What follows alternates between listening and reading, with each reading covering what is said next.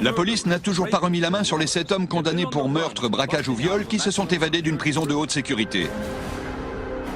J'ai décidé de tout faire pour sortir de là. Qu'est-ce que j'avais à perdre?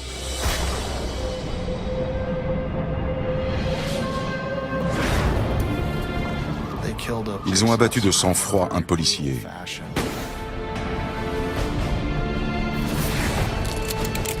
À partir de là, c'était tout ou rien. Face contre terre! S'ils nous coinçaient au Texas, c'était la mort assurée. On y va! Vous pouvez fuir, mais pas vous cacher. Les flics sont là! On pouvait plus reculer.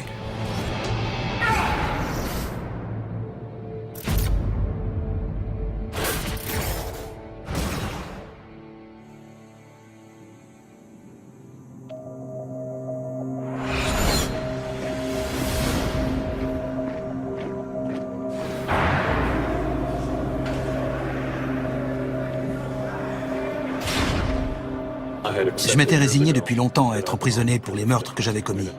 Mais j'estimais que j'avais écopé d'une trop lourde peine. Pas moins de 18 condamnations à perpétuité pour les multiples braquages que j'avais faits à l'époque.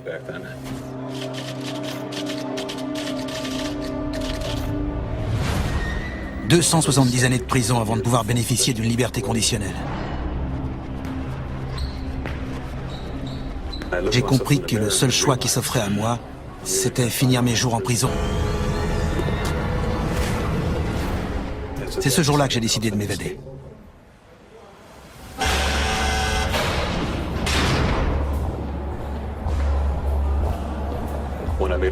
Jusqu'alors, je ne voulais pas penser en ces termes. Mais dorénavant, je n'avais qu'une idée en tête. Recenser les points forts et les points faibles de chaque partie du pénitencier. Leur but, c'est de sortir d'ici. Et notre devoir, c'est de les maintenir à l'intérieur. Il y a 3 clôtures d'enceinte avec des gardes armés. Des barbelés, tranchants comme des rasoirs, qui font environ 4 mètres de haut. Et une patrouille volante, elle aussi armée, qui sillonne les allées en voiture.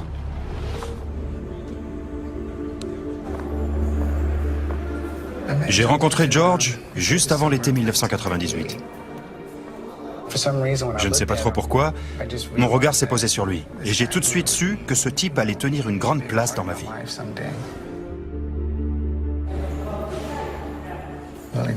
Il y a eu comme un déclic.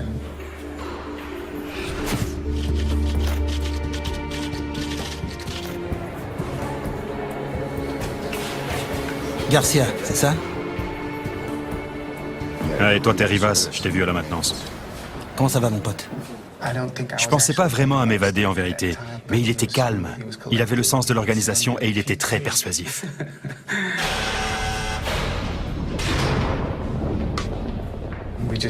Nous y avons réfléchi ensemble et nous nous sommes mis d'accord sur la meilleure façon d'y parvenir. Passer par-dessus les barbelés ou creuser un tunnel, c'est bateau et c'est stupide. Il nous fallait monter un plan bien plus sérieux. Le pénitencier Connally Unit abrite environ 2850 délinquants. Et sur les 500 et quelques gardiens affectés ici, il y a seulement 1/5 de l'effectif sur place en même temps. Ils sont largement plus nombreux. On pensait que les gardiens avaient pour consigne de ne pas résister en cas de mutinerie, qu'ils devaient faire ce qu'on leur demandait, ne pas se battre. Et si on prenait le contrôle de l'atelier de maintenance? Je voulais ma liberté, je voulais vivre. On le fait. Après de longues discussions, on a décidé de s'emparer de force de l'atelier de maintenance.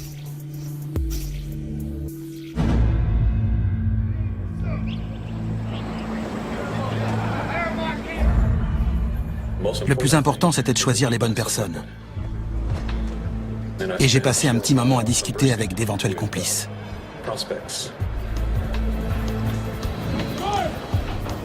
J'avais besoin d'hommes qui suivraient mes ordres sans discuter.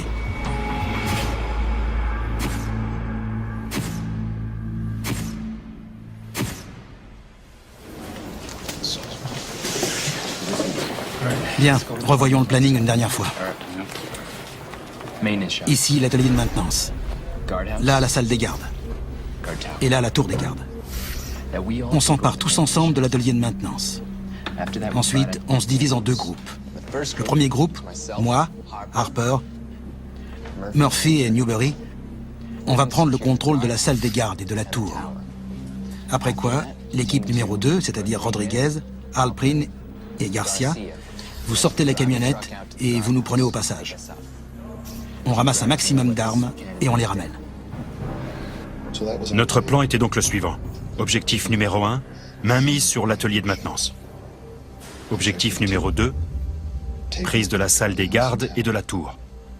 Une fois la tour sous notre contrôle, on pourrait ouvrir la porte arrière et se faire la belle.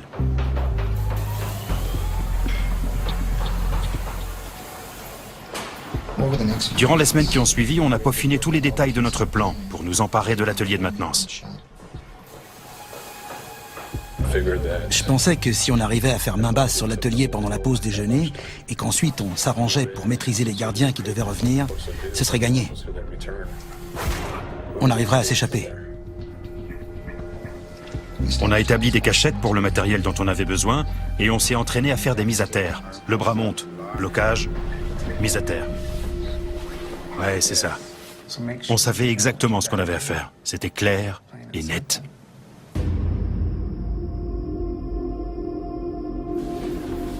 Merci Jésus pour cette nourriture que nous allons avoir.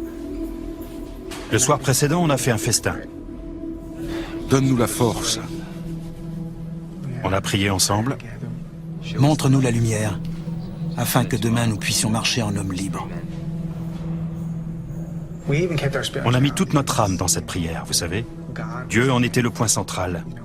On croyait sincèrement que Dieu allait nous venir en aide, qu'il allait nous entendre et nous donner sa bénédiction. Amen. Amen. Amen. Amen. Trinquons à la liberté. À la liberté. À la liberté.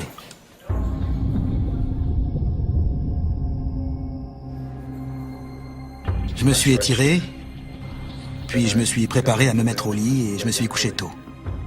Mais impossible de dormir d'une traite comme je l'aurais voulu. Pendant toute la nuit, j'ai pas arrêté de me lever, de faire les 100 pas, de me recoucher, et ainsi de suite.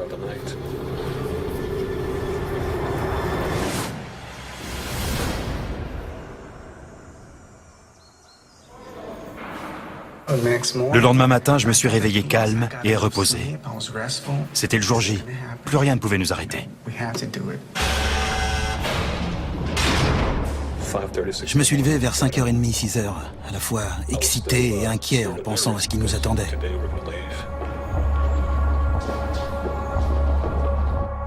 Quand ils nous ont appelés pour le petit déjeuner, je me suis levé. Mais je ne suis pas allé à la cantine. Je savais que je ne pourrais rien avaler.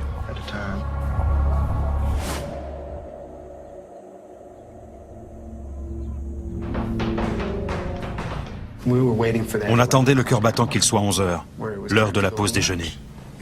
L'heure H pour nous. Tous les gars avaient les yeux écarquillés comme des biches prises dans le faisceau des phares. J'imagine que moi aussi.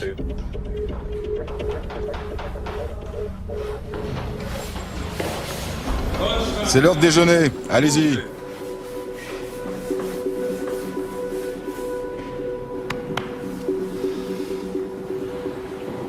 On va rester pour sceller le plancher dans la salle des machines. Très bien.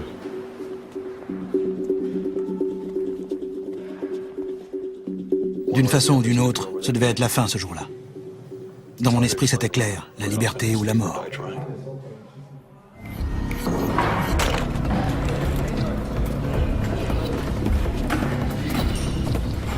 Salut, chef. C'est pas encore fini? Presque.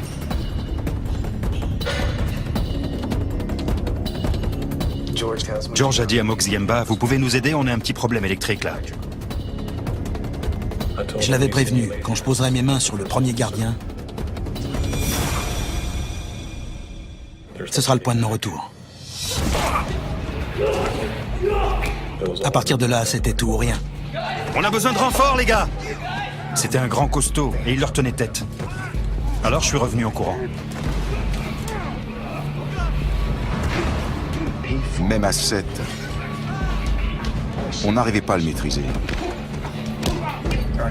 Finalement, Rodriguez lui a donné un coup sur la tête. Après ça, il s'est calmé.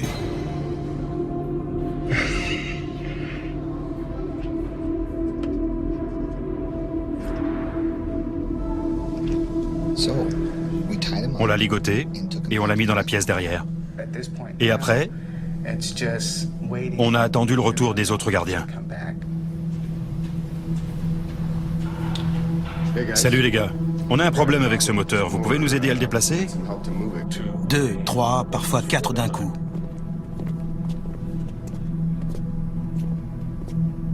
L'ordre du jour, c'était Les maîtriser.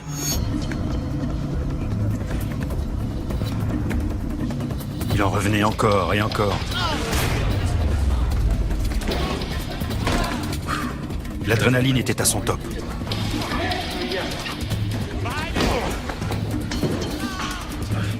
À un moment, on a dû mener 4 combats en même temps.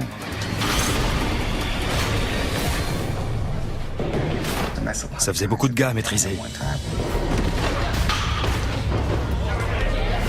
Chaque employé réagit différemment.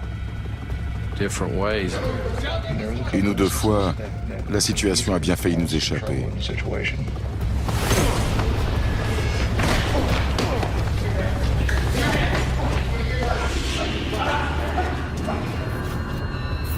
Rivas! Les clés! Plusieurs d'entre eux ont été dépouillés d'une partie de leurs vêtements, bâillonnés, les yeux bandés. Ils devaient être terrifiés.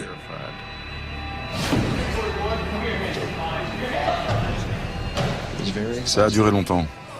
On était à bout de force. On s'est battu pendant plus d'1 heure. T'as intérêt à te tenir tranquille si tu veux revoir ta famille. Qu'est-ce que j'avais à perdre?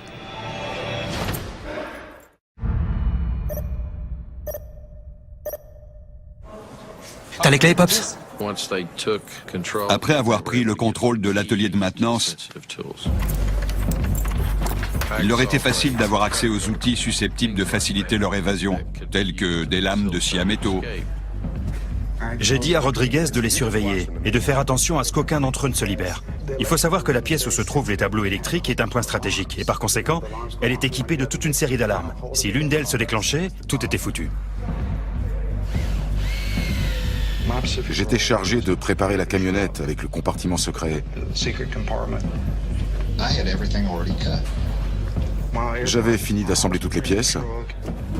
Michael Rodriguez devait garder l'œil sur les hommes que nous avions enfermés dans le placard pendant que j'aménageais la camionnette. Et tout à coup, on a entendu de drôles de bruits. Garcia, il se passe des choses derrière! Un des gardiens, dont j'avais dit au gars de se méfier, avait un couteau planqué dans sa botte, et ils l'ont pas vu. Faut qu'on ouvre cette porte avant qu'ils libèrent tout le monde. Newberry! Grouille-toi! Vite! Faut qu'on rentre là-dedans! Ouvre ça, vite! Allez, pousse! Pousse! Quand on a réussi à ouvrir, les gardiens à l'intérieur se sont mis dos à la porte pour nous empêcher de rentrer. Reculez! Allez-y, poussez! Poussez! Pousse!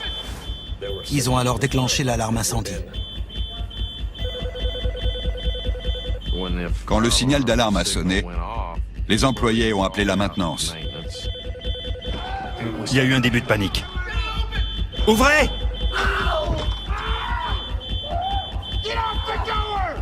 Newberry a voulu coincer la porte avec son pied. Ça poussait dans tous les sens.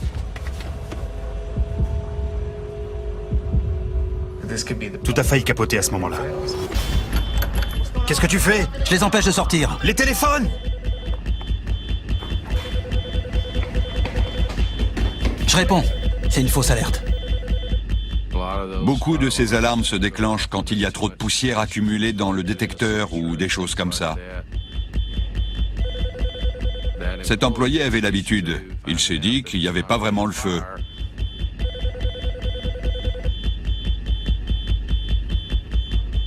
Et il a arrêté l'alarme. Ça a marché. Mais il était temps qu'on mette les voiles. On contrôlait l'ensemble de l'atelier de maintenance. Objectif numéro 1 rempli. Objectif numéro 2, prendre le contrôle de la salle des gardes et de la tour. J'ai appelé la porte et la tour arrière en me faisant passer pour le surveillant de la maintenance. Et j'ai dit au gars, je vous envoie une équipe d'entretien de 2 ou 3 détenus pour installer les caméras. D'accord, d'accord. Au revoir. C'est bon.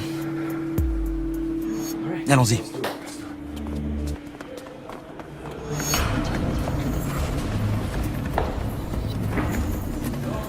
Pas question de perdre une seconde. Il fallait s'emparer de la tour de garde avant qu'il y ait une quelconque visite d'inspection et qu'on vienne nous chercher. Avec Newbury, on a chargé les outils et tout un tas de trucs dans la remorque. Et ensuite, Rivas nous a conduits jusqu'à la grille arrière.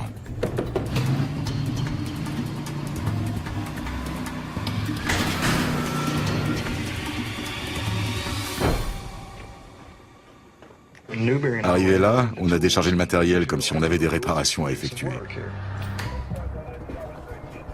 Bonjour. Comment ça va? Bien. Alors, on rajoute des caméras? Ouais, on doit les installer dans la tour. Rivas avait même pris des gâteaux. Vous voulez un beignet? Ah, je veux bien. Il lui en a offert un, il a attendu quelques minutes et lui a dit Il va falloir que j'aille dans la tour. Pas de problème. C'est vrai? Parfait. Bon après-midi. Vous aussi.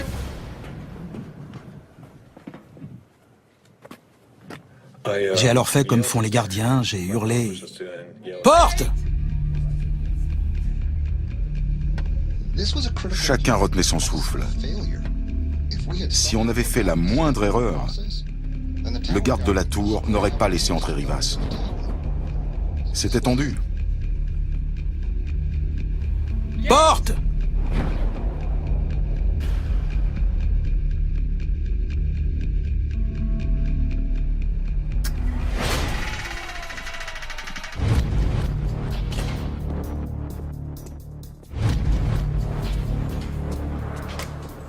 Dès que j'ai vu Rivas pénétrer dans la tour, j'ai passé un coup de fil.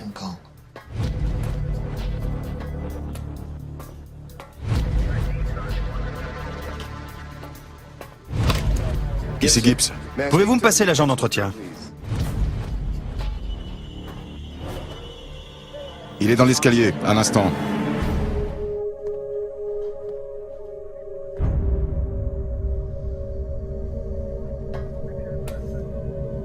Pouf, ça grimpe. C'est pour vous, c'est l'atelier.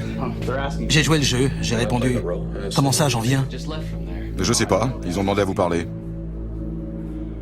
J'attendais juste que Rivas me dise qu'il était prêt à prendre le contrôle de la tour. Ouais, d'accord. Halprin pourrait alors faire signe à la salle des gardes, de sorte que les deux opérations aient lieu en même temps. On avait pris pour mot de passe des mots commençant par Max. D'accord.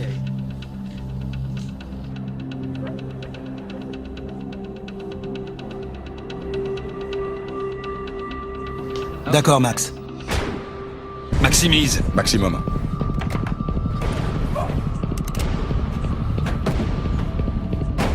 Reste calme et il t'arrivera rien. Qu'est-ce que vous faites, les gars? Soit vous me montrez comment on actionne l'ouverture de la grille pour les véhicules, soit je vous tue. Il m'a obéi. À terre! Je leur ai ouvert la grille et il s'est arrêté. Murphy est sorti du bâtiment en tenue de gardien. C'était un stratagème. La cuisine et la blanchisserie se trouvant face à la grille. Si par hasard un détenu ou un gardien regardait par la fenêtre, il pourrait voir ce qu'on était en train de faire. Fallait donc que ça ait l'air d'une opération de routine. C'est bon! Il a crié à mon intention, c'est bon, et j'ai ouvert la grille extérieure.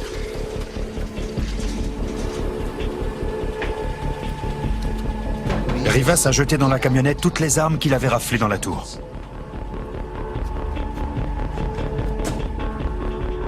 Et c'était parti.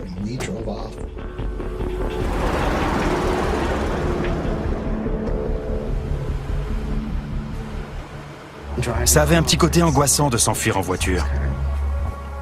On a vraiment flippé.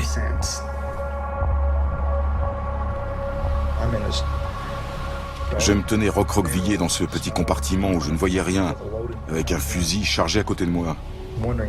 Je me demandais si on allait se faire arrêter, si j'allais sortir de là vivant ou pas.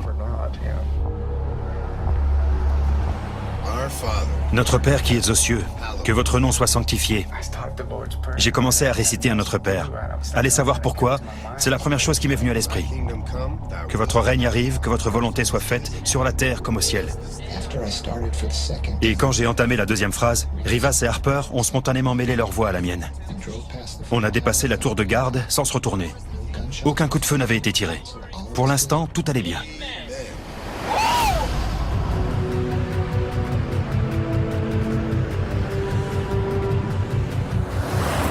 Plus je mettais de distance entre la prison et moi, plus je me sentais soulagé de l'énorme poids qui pesait sur mes épaules. Et plus je me redressais sur mon siège. Sans vouloir verser dans le mélo, je dirais que l'air à présent avait un goût différent.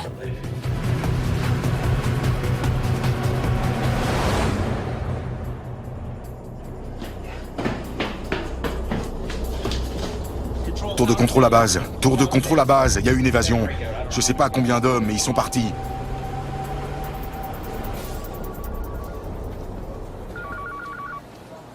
Allô? On m'a appelé pour m'annoncer qu'une évasion avait eu lieu pendant la fermeture de la prison. Je me suis aussitôt rendu sur place, tout en continuant à me tenir informé. Continuez. Ensuite, on m'a confirmé qu'ils étaient 7. Toutes les informations se recoupaient. Ils étaient bel et bien partis en volant un véhicule sur place. J'ai rejoint le centre de commandement opérationnel. Si vous sortez de là, vous serez forcément repris. Vous pouvez fuir, mais vous ne pouvez pas vous cacher. Une chasse à l'homme sur tout le territoire du Texas, plus inquiétante que jamais. Les recherches ont été lancées avec de gros moyens, sur terre comme dans les airs. On n'arrivait pas à comprendre comment ils avaient pu échapper au radar. George Rivas, je veux un dossier complet sur ce type. Il y avait un enquêteur des opérations spéciales assigné à chaque fugitif. Patrick Murphy, pour toi, James. C'est son travail de savoir absolument tout sur cet individu, y compris le petit détail qui peut faire toute la différence plus tard.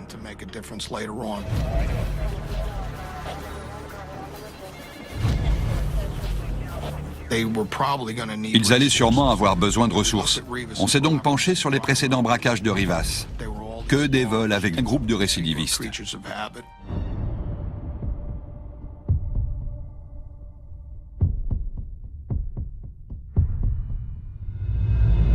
J'avais déjà braqué un magasin Hochman, je connaissais donc l'agencement, mais celui-ci était nettement plus grand. Au moins 5 ou 6 fois plus grand que le magasin que j'avais braqué en 1993. Mon but, c'était de leur piquer le maximum d'armes et de fric. Je savais que chaque dollar correspondait à un jour de liberté en plus. L'entrée est située ici. Je passerai la porte en premier avec Larry et nous serons tous les deux habillés en garde chargés de la sécurité. On abordera le responsable du magasin en lui montrant les photos que Garcia est en train de découper. Dans le journal, il y avait une page où il y avait plein de photos d'enfants. Il me suffisait de les découper et de les coller sur une page blanche pour obtenir un parfait avis de recherche de ces enfants. C'est simple, chacun fait son boulot et tout ira bien. C'est parti.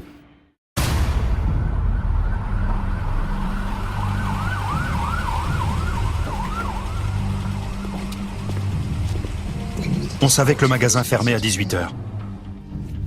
Je me suis rendu directement au rayon chaussures. Rodriguez et Halprin sont allés au rayon vêtements et Newberry au rayon sport. Moi, je faisais le guet. J'observais ce qui se passait à l'extérieur sur le parking. À 17h45, Rivas et Harper sont entrés. Bonjour. En quoi puis-je vous aider? J'aimerais que vous jetiez un coup d'œil à ces photos et que vous me disiez si vous avez vu l'un de ces enfants dans votre magasin. Rivas lui a demandé de faire venir tous ses employés pour les interroger sur ces enlèvements et sur les fugitifs. Tout le monde à l'entrée. J'écoutais Rivas sur une radio et la police sur une autre. Regardez bien ces visages et dites-moi s'ils vous rappellent quelque chose. J'étais prêt à y aller.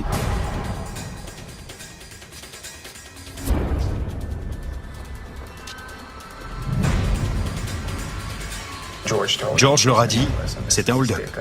Restez calme et tout se passera bien. Nous allons juste prendre l'argent, quelques fournitures. Et nous repartirons, aucun souci, d'accord? D'accord. Newbury et moi, on les a emmenés dans l'arrière-boutique pour les ligoter.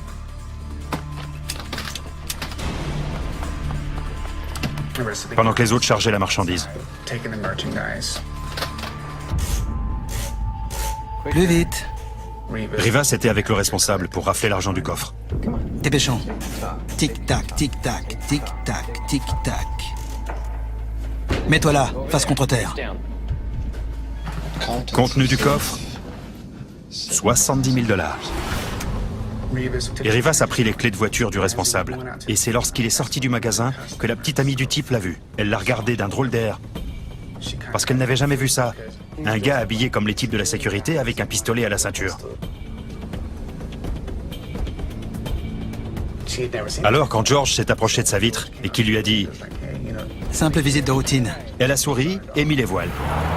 En fait, elle a aussitôt appelé les flics pour leur dire qu'elle venait de voir un homme armé et qu'elle craignait qu'il se passe quelque chose au magasin.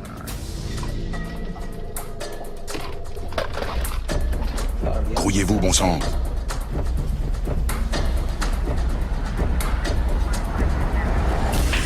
Bien noté. J'y vais. Je dois y aller.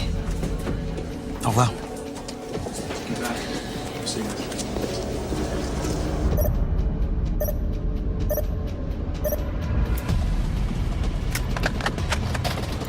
Ne regarde pas! Regarde par terre!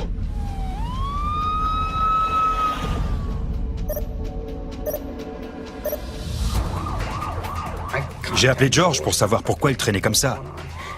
Venez, sortez, il est temps de filer. Impossible, ils sont pas tous ligotés! Sortez! J'ai prévenu Newbury. Face contre terre! Il est temps de filer. Vite.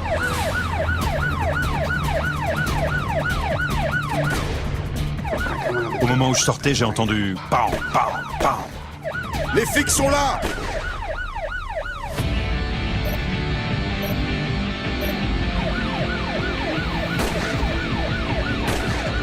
Qu'est-ce que tu fous, mec? Qu'est-ce que tu fous? Les flics! Ils sont là, ils sont là. Il était comme fou, les yeux exorbités. Je me suis retourné et j'ai vu que Rodriguez était en train d'essayer de sortir le flic de sa bagnole. Il bloquait mon véhicule. J'y arrive pas! J'arrive pas à le sortir, j'arrive pas à le sortir. J'y arrive pas! Michael, il a sa ceinture. Retire-lui sa ceinture! Il a fini par le sortir de la voiture et je suis monté dedans.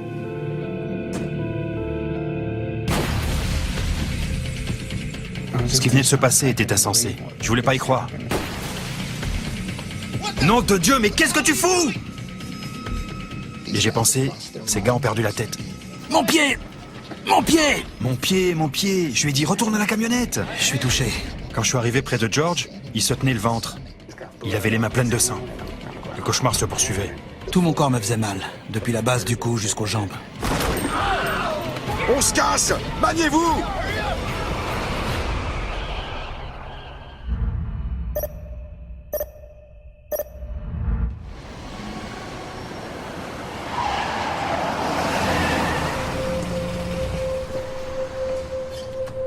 On avait tout bien préparé et tout foiré. Quel gâchis. On laissait derrière nous un policier à terre. Mort, sans aucun doute.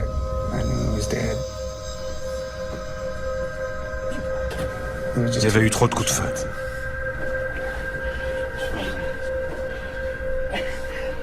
Voilà, c'est bon. Mais qu'est-ce qui s'est passé, bon sang? Voilà ce qui s'est passé. Regarde-le! Je sais! Qui a descendu le flic? Du calme! Il a essayé de calmer tout le monde. Mais qu'est-ce qui s'est passé, bon sang? La ferme! Donc c'est toi qui la boucle! Non, toi, tais-toi! Je vais te mettre une balle dans la tête! Et là, tout à coup, on s'est retrouvé avec 4 mecs qui se tenaient en joue.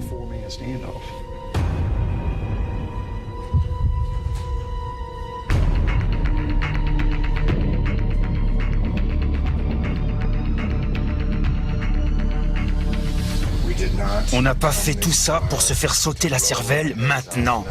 C'est ni le bon endroit, ni le bon moment. J'ai dit ça suffit, on plie bagage. Dans la petite ville d'Irving qui rend hommage au policier Aubrey Hawkins, le sol autour du magasin Hochman est encore jonché de douilles et de verres brisés. J'étais sûr que c'était eux. Un horrible pressentiment.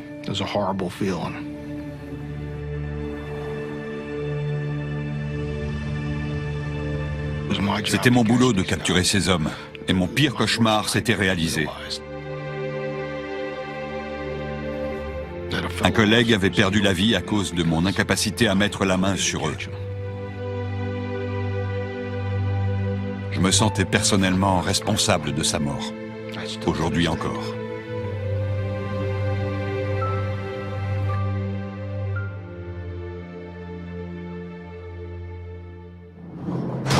Ils allaient nous chasser sans pitié. S'ils nous coinçaient au Texas, ils nous tueraient. L'affaire a vraiment pris de l'ampleur après la mort du policier Hawkins. Ça a été la plus grande opération lancée aux États-Unis contre des fugitifs. Les recherches ont été menées au niveau national et international. Désormais, on recueillait des milliers d'informations menant à différentes pistes. Pas question de lâcher ces types tant qu'on n'aurait pas mis la main dessus. Ce braquage raté a changé la donne. J'ai compris alors que si on se faisait prendre, on n'échapperait pas à la sentence de mort. À présent, c'était plus qu'une question de temps. Johnson est sur le coup. Il va s'en occuper. On a reçu un appel nous informant qu'un shérif du Colorado avait eu la visite d'un homme qui pensait les avoir vus dans le village de Mobile Home. Ils se sont arrêtés là et ils m'ont dit qu'ils cherchaient un emplacement. Ils se sont présentés comme étant des missionnaires chrétiens, venant du Texas. Ok, merci.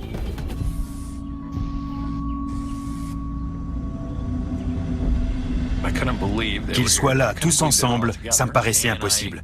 J'arrivais pas à y croire. Je voulais m'assurer qu'il s'agissait bien d'eux, les 7 du Texas. On s'en est pas trop mal tiré finalement.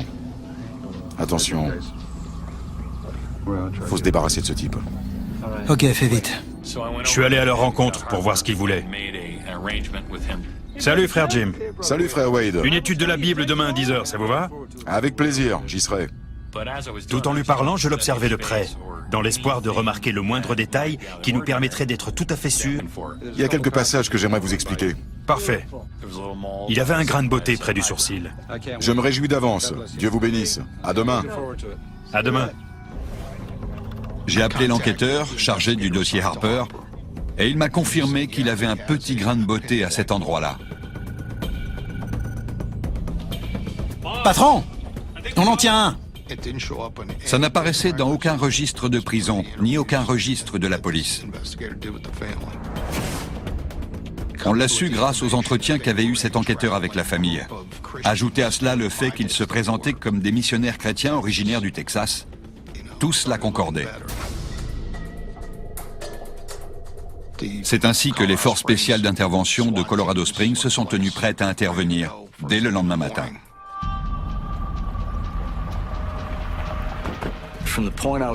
Dans la mesure où je dirigeais les opérations, je tenais à répondre à leurs attentes. Je ne voulais pas que la situation m'échappe. Mon premier souci, c'était d'éviter que les fugitifs aient vent de notre présence et prennent des gens de la communauté en otage. Le temps ne jouait pas en notre faveur. Wade Holder nous avait dit que frère Jim, qui en fait n'était autre que Harper, devait faire une réunion de prière dans la matinée. Je voulais donc que mes hommes soient prêts à intervenir immédiatement.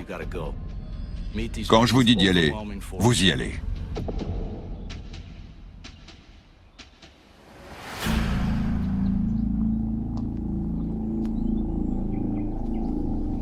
La journée avait commencé normalement sur le terrain de camping-car.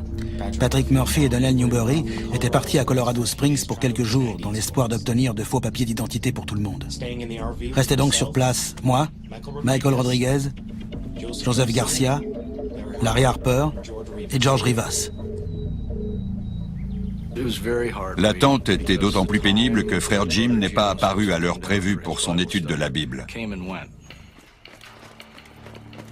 On était assis là en train d'attendre Harper quand j'ai suggéré au groupe d'intervention de me laisser aller à leur caravane pour leur annoncer qu'on allait peut-être manquer d'eau et en profiter pour savoir où ils étaient. On a pesé le pour et le contre et j'ai donné mon feu vert.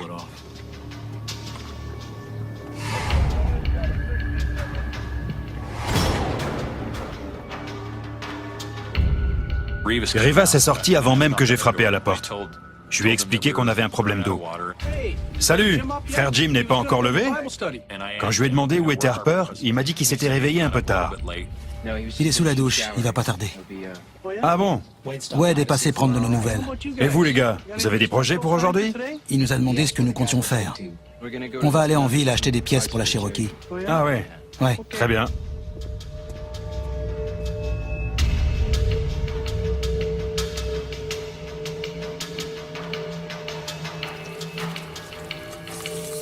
Après le départ de Rivas, il restait plus que Harper et moi dans la caravane. J'ai préparé le petit déjeuner, œufs et saucisses. J'avais moins d'une minute pour me décider. Soit je les empêchais de quitter l'endroit en faisant tout de suite appel aux forces spéciales d'intervention, soit je les laissais partir. Je mettais en place l'attaque mobile et laissais le soin au comté d'El Paso de les arrêter.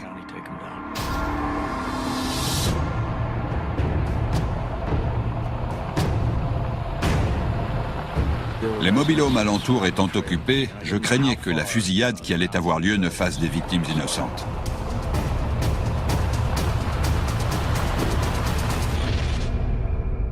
J'ai donc décidé de les laisser partir et de m'en remettre au comté d'El Paso pour l'attaque mobile.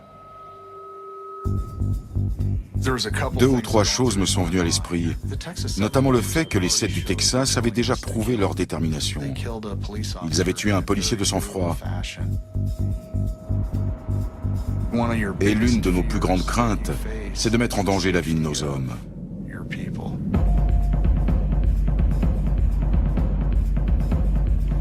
Véhicule en vue. Allons-y. Pardonne-nous nos offenses. Je crois que c'est mon passage favori.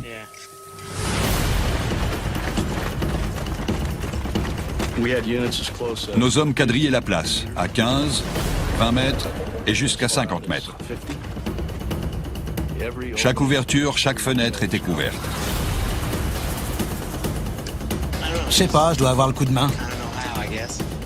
Tu feras un bon mari.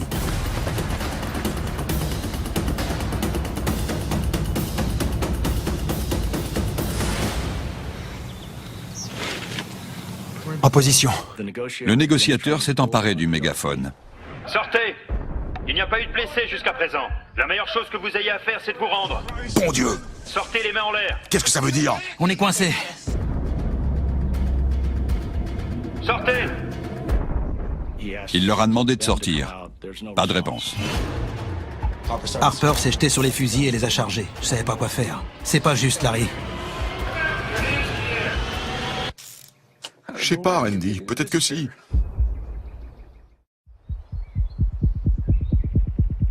La meilleure chose que vous ayez à faire, c'est de vous rendre. C'est la fin, mon pote. Larry s'est approché de moi et m'a dit... Qu'est-ce que tu vas faire? Mon regard était assez éloquent. Je veux blesser personne. J'allais me rendre. Je ne veux blesser personne, moi non plus. Plus maintenant.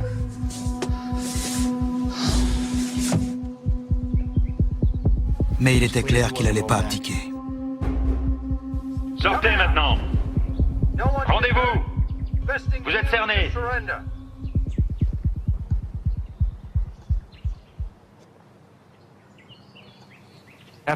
Au bout d'environ 10 minutes, la porte du mobilhome s'est ouverte et Hal Prina a annoncé qu'il sortait.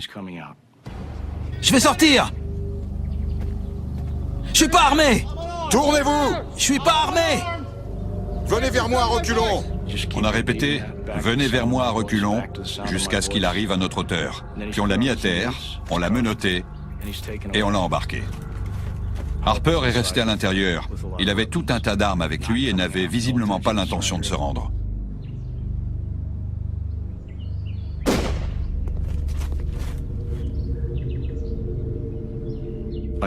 J'ai entendu un coup de feu.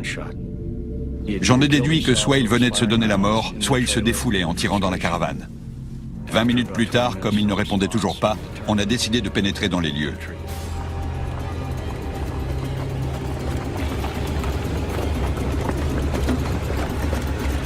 On a donné un coup de pied dans la porte et j'ai lancé une grenade paralysante à l'intérieur.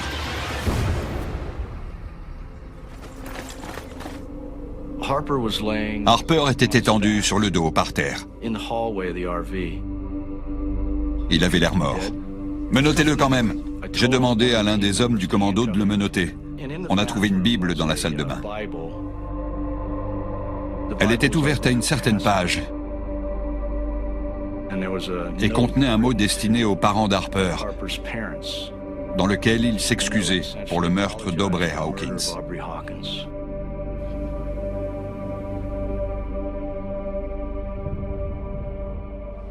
Ensuite, j'ai appelé le responsable des forces d'intervention du comté d'El Paso. Nous avons alors pris la décision de prendre en chasse ce véhicule. Je me suis arrêté à la station-service parce que j'avais vu une voiture de la police de l'État garée juste devant au carrefour.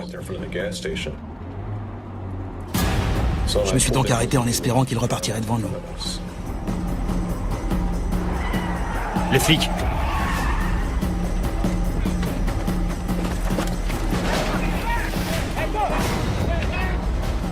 En quelques secondes, nos forces spéciales d'intervention se sont déployées et ont pris position autour de leur véhicule. Les mains en l'air! Pas un geste! Les mains bien en vue! Éloignez-vous de là! Reculez! Je peux vous assurer qu'on était à 2 doigts d'appuyer sur la détente. Sortez de la voiture! Nous avons une arme! Nous avons une arme, à terre! Ils ont poussé le passager arrière droit hors de la voiture. Je les ai entendus armer tous leurs fusils et leurs mitraillettes.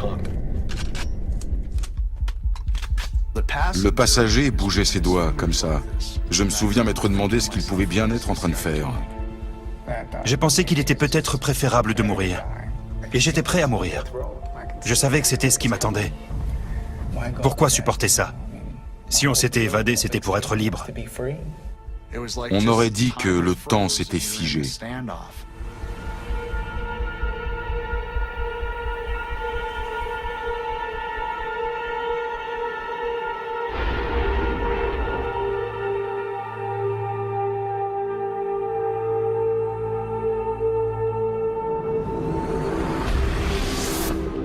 Pas un geste ou je tire!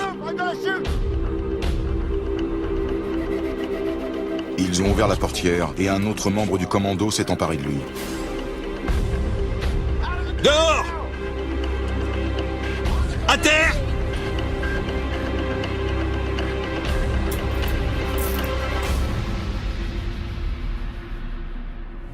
Immense douleur. Je savais qu'on allait me ramener au Texas.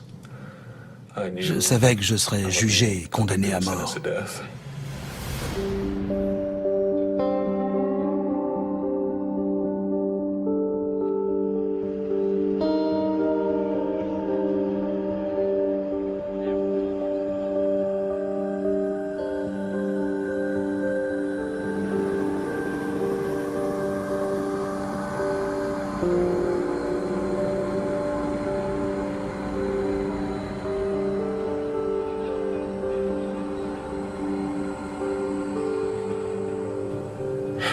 Je regretterai toujours la mort de M. Hawkins, tout comme celle, plus tard, de Larry et celle de Michael Rodriguez.